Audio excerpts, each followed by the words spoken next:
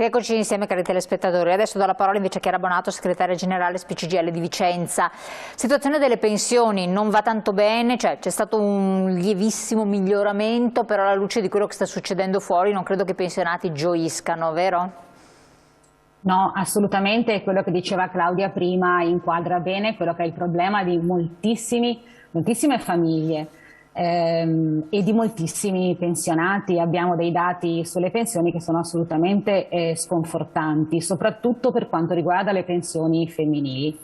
E quindi questo aumento dei prezzi senza che ci sia un ritorno economico, penso per esempio a una tassazione diversa, insomma anche quello di cui abbiamo sentito parlare in queste ultime settimane e su cui anche la CGIL con Will ha proclamato uno sciopero generale, senza un intervento di come posso dire, aumento dei salari e delle pensioni, credo sia difficilmente affrontabile serenamente da una buona parte dei nostri concittadini questa situazione. Ecco, qui abbiamo delle slide di supporto per spiegare qual è un po' la situazione. Vediamo, questi sono i suggerimenti, adesso arriviamo tra poco all'opuscolo, al caro bolletta che voglio appunto che inizi un po' a spiegarlo Chiara Bonato. Prima di questo c'era una slide che spiega la situazione dei pensionati e delle pensionate che vivono con 700 euro al mese. Sì, questa è la media di 195.000 pensionati in Veneto e di 490.000 pensionate, quindi una pensione attorno ai 700 euro. Aggiungiamo a questo dato che circa 180.000 pensionate ultra ottantenni, 180.000 anziane, ultra ottantenni vivono da sole, quindi questi 700 euro sono il loro unico ed esclusivo reddito. Tanto è abbastanza chiaro. Sì, scusa. Non c'è la reversibilità. Se una è vedova, ma non è detto che lo sia, e nel senso che possono essere anche persone sole o comunque, come posso dire, non è detto che una reversibilità arrivi, anzi molto spesso è la reversibilità, perché molto spesso queste donne non hanno pensione. Ecco, infatti questo volevo arrivare a precisare, cioè è la reversibilità in molti casi. È la reversibilità in molti casi. Allora, perché il lavoro è stato discontinuo, insomma. Quello che è il problema delle pensioni femminili lo sappiamo e non si fa nulla nemmeno per risolvere quello che sarà il problema delle pensioni femminili future. Chiaro. Apro e chiudo la parentesi. Da questo punto di vista voi avete stilato una serie di comportamenti da adottare per risparmiare, no? Sì, che sono dei comportamenti di buon senso, direi, nulla di più e nulla di meno. Se non c'è un intervento politico serio, sono degli interventi di buon senso, magari anche sfruttando, va detto, alcuni dei bonus che sono presenti nella finanziaria, quindi l'isolare con il cappotto termico, mantenere sempre una temperatura costante, non coprire i caloriferi, che è una cosa che andava molto di moda negli anni 70-80, e usare serramenti isolanti, e quindi però molto spesso questo richiede anche al di là dei bonus uno sforzo economico da parte delle famiglie, assolutamente sì. Quindi non semplice. Non è semplice. La stessa cosa si può fare anche in casa, staccando le spine, usando gli elettrodomestici in modo efficiente, cambiare magari quando è possibile anche usando il bonus elettrodomestici, il bonus mobili, cercando degli elettrodomestici che siano di classe con un efficientamento energetico superiore e sostituire le vecchie lampadine. Però ripeto, questi sono consigli di buon senso che diamo ai nostri pensionati, che sono importanti ma che non risolvono un problema che è, adesso si usa molto questa parola, ma che è endemico, cioè di pensioni basse e prezzi che si stanno alzando sempre di più, non solo, lo diceva prima Claudia, sul fronte dell'energia, ma anche sul fronte alimentare e sul fronte, altro tema caldissimo, delle cure sanitarie. Ecco, questa infatti è l'altra questione. Restando sempre sul discorso dei consumi energetici, voi avete stilato in collaborazione poi con Federconsumatori, quindi qui dopo può intervenire anche la segretaria, il cara bolletta, tutela dei consumatori nel settore dell'energia, con dei suggerimenti. Che opuscolo è? Possiamo vederlo anche, eccolo qua, dove viene dato a disposizione, che tipo di suggerimenti ci sono. Vediamo di scorrerlo, eccolo qua. Sì, si insegnano proprio delle cose pratiche, poi Claudia lo potrà spiegare meglio di me. Quello che ci tengo a sottolineare è che c'è una, come posso dire, collaborazione costante tra SPI e Federconsumatori, perché quelli che sono i problemi di cui si occupa Federconsumatori sono molto legati soprattutto agli anziani. E quindi l'idea di questo opuscolo nasce proprio da questo spirito di collaborazione all'interno della CGIL. Come lo dicevo prima, sono consigli pratici, ma soprattutto credo Claudia possa essere più specifica. Perfetto, allora dopo le tiriamo fuori nella terza parte, perché adesso volevo appunto cogliere l'occasione, sempre con lei dello SPI CGIL, per ricordare le iniziative che voi avete come sempre supportato, e anche se questa volta non possono essere tanto per cambiare, anche quest'anno realizzate in presenza in occasione dei giorni della memoria. Un attimo solo che leggo un messaggio che è arrivato: se aumenta il gas e l'elettricità automaticamente aumentano le accise e le tasse, che sono calcolate in proporzione, quello che diceva prima la segretaria del Federconsumatori. Pertanto lo Stato sta guadagnando e non poco. Pazzesco, scrive un telespettatore. Se mi permette una battuta, ricordo un ministro degli interni di non molto tempo fa che diceva che avrebbe tolto tutte le accise, dalla benzina, da tutto, mi pare fosse Salvini, e le accise stanno ancora lì. Chiaro, non c'è neanche più Salvini, però non è neanche riuscito a intervenire, quindi forse non è andato il tempo utile. Torniamo a noi, che purtroppo tanto queste accise non ce le toglieranno mai, abbiamo capito che moriremo con le tasse. Assolutamente sì.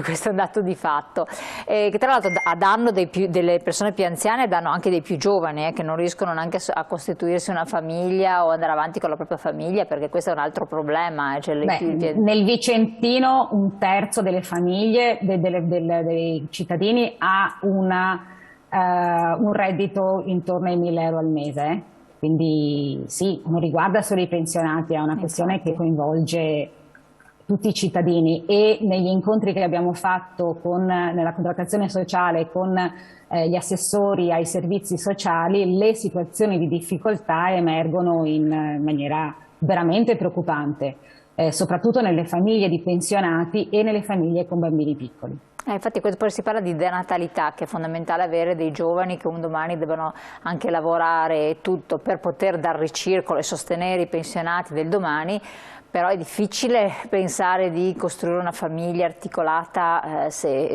uno non riesce neanche ad arrivare alla fine del mese. Perché ho sentito anch'io, ho parlato con delle famiglie in grossissima difficoltà, con 2 bambini che non sanno neanche come fare. Abbiamo segnalazioni proprio di famiglie sostenute dai servizi sociali in assoluto aumento, e ci tengo a dirlo, non si creda siano famiglie di cittadini stranieri, sono famiglie italiane, perché di solito sembra sempre, va sempre sottolineato, perché sembra sempre che il problema sia di qualcun altro. No, ai noi. Allora, invece per il discorso del giorno della memoria cosa avete organizzato?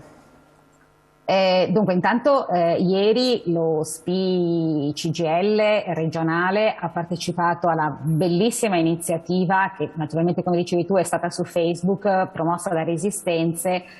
Ci si è alternate una sorta di staffetta nella lettura di brani di deportate, di vittime della deportazione, di vittime dei campi di concentramento. Ed è stato un momento molto toccante. Come SPI di Vicenza quest'anno non siamo riusciti ad organizzare un'iniziativa come facciamo da anni con Cisleville, ed è uno dei punti che caratterizza da sempre l'azione politica del sindacato pensionati, il ricordare il giorno della memoria. Quest'anno non siamo riusciti a farlo perché il farlo online diventa sempre più difficile. Abbiamo promosso un volantino da esporre nelle sedi, da pubblicizzare per mantenere vivo il ricordo. Quello che facevamo, ed era la cosa a cui tenevamo di più negli anni scorsi, era quello di organizzare l'iniziativa in collaborazione con le scuole. Purtroppo le scuole sono inaccessibili, insomma non entriamo in quest'altro gravoso argomento, sono inaccessibili, però è attraverso le scuole che si può mantenere viva la memoria con un lavoro capillare di educazione e di racconto di quello che è stato e di quello che non deve succedere mai più. Quindi è fondamentale la conoscenza. Conoscere però è diverso dal negare. Chi nega la Shoah non lo fa perché non lo sa, lo fa perché ha un piano politico preciso.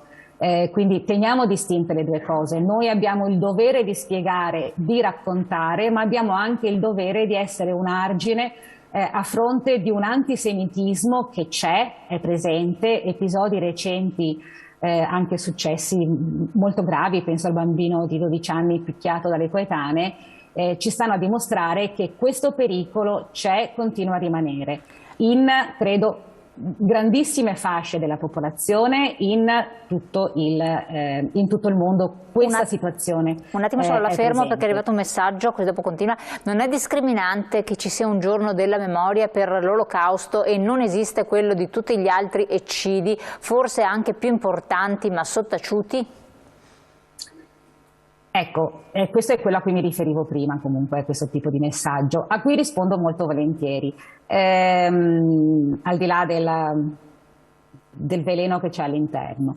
Perché ricordare la Shoah? Perché per la prima volta nella storia dell'uomo ci sono stati altri terribili eccidi e massacri, senza andare indietro nel tempo, basti pensare all'ex Jugoslavia, esatto, o al Ruanda o quello che sta succedendo in altre parti del mondo. Quello che è diverso nella Shoah è che si è deciso di sterminare un intero popolo, è stato deciso in maniera scientifica, direi anche efficiente, ed è stato sterminato un popolo all'interno dei propri stati, cioè stati hanno deciso di massacrare i propri concittadini perché appartenevano ad una religione diversa. Italiani hanno massacrato italiani, tedeschi hanno massacrato tedeschi, francesi l'hanno fatto con i cittadini francesi, e quello che ha un aspetto terrificante nella Shoah, e lo si vede visitando i campi di sterminio, è come posso dire, l'efficienza. Ecco, quello che è sconvolgente è l'efficienza, il calcolo di quante persone potevo uccidere al giorno, di quante ne riuscivo a deportare. E l'altra cosa terrificante è che è stato fatto nella totale indifferenza di tutta la comunità internazionale. Ricordiamolo che alcuni ebrei all'inizio tentarono di fuggire verso altri paesi, anche gli Stati Uniti o paesi che non erano coinvolti dalle leggi razziali, e gli venne negato l'accesso. Ritornati nel loro paese, finirono nei campi di concentramento. Quindi è diverso dagli altri eccidi, il che non vuol dire non ricordare gli altri. Infatti è doveroso però ha una caratteristica che è fatta nei confronti di un popolo, e purtroppo molto spesso, anche adesso, anche nell'età moderna, se noi guardiamo dietro a molte delle teorie cospirazioniste che girano, c'è un profondo antisemitismo, quindi è un sentimento strisciante che c'è. Ok, dobbiamo interrompere un attimo perché stiamo sforando, andiamo in pubblicità, ritorniamo comunque insieme per completare naturalmente questi discorsi, per riprendere anche quelli delle spese energetiche. Restate con noi, pubblicità, poi leggiamo anche gli altri messaggi che mi ha segnalato la regia, tra poco.